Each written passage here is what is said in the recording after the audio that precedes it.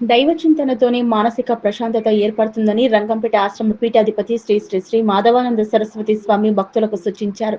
మెదక్ జిల్లాలోని మండల కేంద్రమైన కొల్చారంలో స్వామి శిష్యుడు సిరిమామిడి పాండు రంగాచారి పద్మ దంపతులు సోమవారం భక్తిభావంతో శివాలయంలో గ్రామ పురోహితుడు కులచాల శ్రీనివాస్ శర్మ, హర్షవర్ధన్ శర్మ వేద మంత్రముల మధ్య శ్రీ శ్రీ శ్రీ మాధవానంద సరస్వతి స్వామి వారికి పాదపూజ, అన్న ప్రసాద వితరణ కార్యక్రమాలు నిర్వహించారు.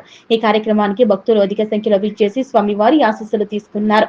తీర్థ ప్రసాదాలు స్వీకరించారు. తదనంతరం పాదపూజ కార్యక్రమంలో భాగంగా శ్రీ శ్రీ మాధవానంద సరస్వతి స్వామి వారు భక్తులను ఉద్దేశించి మాట్లాడారు.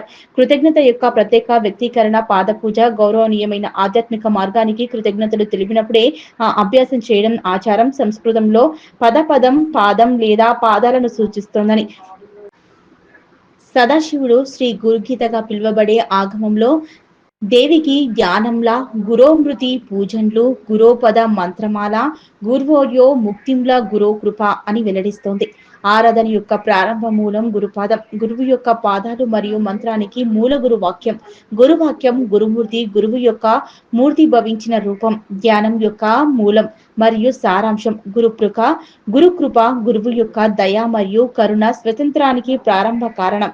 కృతజ్ఞత యొక్క ప్రత్యేక వ్యక్తీకరణ పాదపూజ. గౌరవనీయమైన ఆధ్యాత్మిక మార్గానికి కృతజ్ఞతలు తెలిపినప్పుడు ఆ అభ్యాసం చేయడం ఆచారం. సంస్కృతంలో పదం లేదా పాదాలను సూచిస్తోందన్నారు.